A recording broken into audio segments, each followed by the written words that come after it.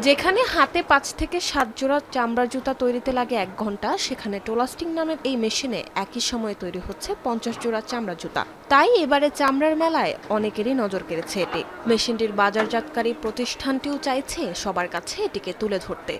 জুতার টো সাইড নিয়ে শুধু কাজ করে, এটা যখন হাতে করা হয় তখন একটা মানুষ তো আপনার ১ ঘন্টায় ১০ পিস বা ১৫ পিস করতে পারবে, বা পেয়ার হিসাবে আপনার ৫ থেকে ৭ পেয়ার করতে পারবে।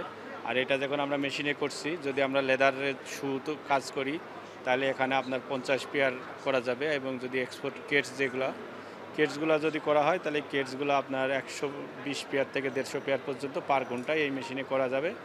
চামড়াজাত পণ্য তৈরির অত্যাধুনিক প্রযুক্তি নিয়ে এবারের মেলায় হাজির হয়েছে জার্মানি, ইতালি, চায়না, ভারত সহ ৮টি দেশের অনেক প্রতিষ্ঠান। সেখানে তারা দেখানোর চেষ্টা করছেন কিভাবে হাতের স্পর্শ ছাড়াই তৈরি হয় চামড়াজাত পণ্য। চেষ্টা আছে এসব প্রযুক্তির বাজারজাতকরণেও। This fair is very good. Maybe last year I plan to go here again. এটা তো ৩ দিনের ফেয়ার। এখানে এসে আমাদের মতো যারা ছোট ছোট উদ্যোক্তা আমরা বেশ উপকৃত হই, কারণ এটা তো আন্তর্জাতিক। এক ছাদের নিচেই প্রায় ২০০টি প্রতিষ্ঠান, তাই একে বড় সুযোগ হিসেবে দেখছেন দেশীয় উদ্যোক্তারা। বলছেন নতুন নতুন মেশিনারিজের সঙ্গে পরিচিত হবার পাশাপাশি বিদেশি প্রতিষ্ঠানগুলোর সাথে বাণিজ্যিক সম্পর্ক স্থাপনের সুযোগ হচ্ছে মেলায়।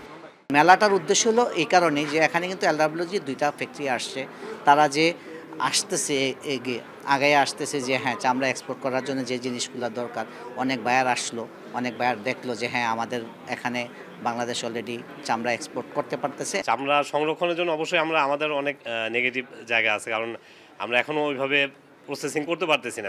মেশিন ও নানা ধরনের প্রযুক্তি প্রদর্শনীর পাশাপাশি মেলায় মিলছে চামড়ার জুতা, ব্যাগ, বেল্ট সহ নানা পণ্য।